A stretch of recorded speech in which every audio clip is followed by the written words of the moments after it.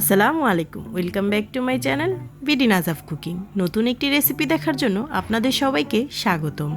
শীত মানেই পিঠার উৎসব, আর এই মিষ্টি পিঠা খেতে খেতে যারা বোরিং হয়ে গেছেন, আজকের রেসিপিটি তাদের জন্য। আজকে আমি আপনাদের তৈরি করে দেখাবো ডিম পিঠা বা ঝাল পিঠা বলতে পারেন। ডিম দিয়ে ঝাল ঝাল তৈরি এই পিঠাটি খেতে কিন্তু খুবই অসাধারণ লাগে। মিষ্টি খেতে যারা পছন্দ করেন না, তাদের জন্য এই রেসিপিটি তারা অবশ্যই ট্রাই করে দেখবেন। এই ডিমের পিঠাটি, ডিমের পিঠা তৈরি করার জন্য প্রথমে আমি এখানে 2টি ডিম নিয়ে নিলাম। আপনারা বেশি পরিমাণের বানাতে চাইলে আরও ডিম বাড়িয়ে দিবেন। আমি যে পরিমাণে বানাচ্ছি সেটাতে 2টি ডিম দিলেই চলবে। আর দিয়ে দিচ্ছি 1 কাপ পরিমাণ চালের গুঁড়ো, তার সাথে দিয়ে দিচ্ছি 1/3 কাপ পরিমাণ ধনেপাতা কুচি, তারপর দিয়ে দেব 10-12টি কাঁচামরিচ কুচি। ঝালটা যার যার স্বাদ অনুযায়ী দিবেন। এরপর দিয়ে দিচ্ছি সামান্য পরিমাণ লবণ, তারপর 1/3 কাপ পরিমাণ পেঁয়াজ কুচি। বাস হয়ে গেল।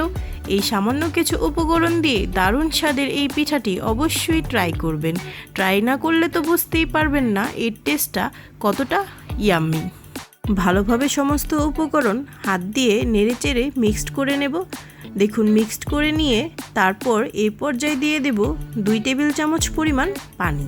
পানিটা দিলে ডিম থেকেও কিছু পানি ছেড়ে আসবে। আর এই ডিম পিঠা তৈরির ক্ষেত্রে কিন্তু বেশি পরিমাণের পানি ইউজ করা যাবে না, তাহলে পিঠাটি খেতে কোনো স্বাদ লাগবে না। অবশ্যই ডিম বেশি দিয়েই এই পিঠাটি তৈরি করতে হবে।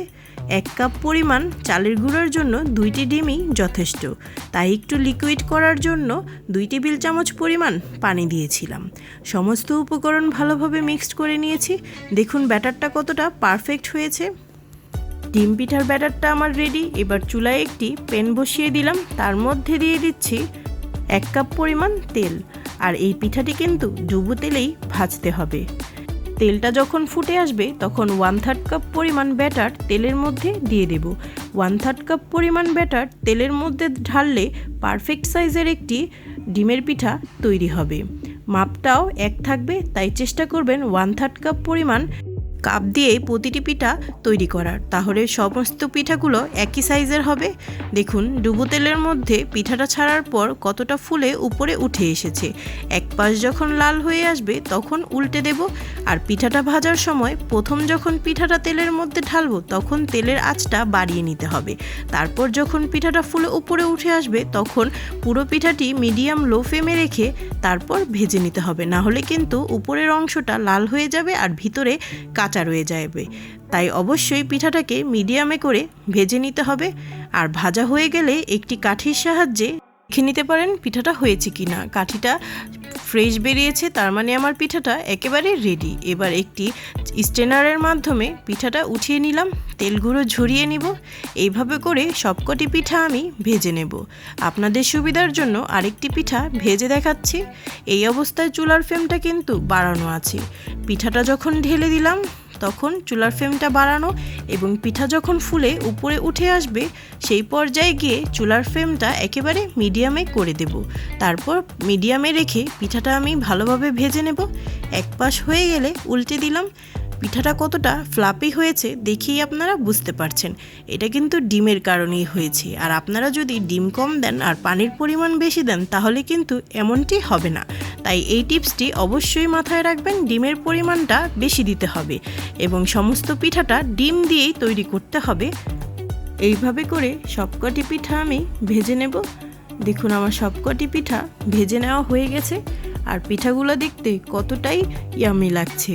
আর সবগুলো পিঠা কিন্তু একই সাইজের করার চেষ্টা করেছি, তাই একটি প্যান দিয়ে বারবার পিঠা তেলে ঢালার চেষ্টা করবেন, তাহলে পিঠার সাইজ একই রকম হবে।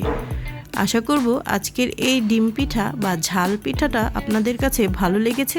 ভালো লাগলে অবশ্যই বিডি নাজাফ কুকিং চ্যানেলটিকে সাবস্ক্রাইব করে আমার পাশে থাকবেন। পিঠার এপাশ ওপাশ উল্টে দেখাচ্ছি, কতটা পারফেক্ট হয়েছে দেখেই তো আপনারা বুঝতে পারছেন। এবার একটি পিঠা ভেঙে দেখাচ্ছি পিঠার ভিতরের অবস্থাটা কেমন। দেখুন কতটা পারফেক্ট হয়েছে দেখেই বুঝতে পারছেন। শীতের সন্ধ্যায় গরম গরম এই পিঠাটা নাস্তা হিসাবেও আপনারা তৈরি করে খেতে পারবেন। আশা করব আজকের ভিডিওটি আপনাদের ভালো লেগেছে।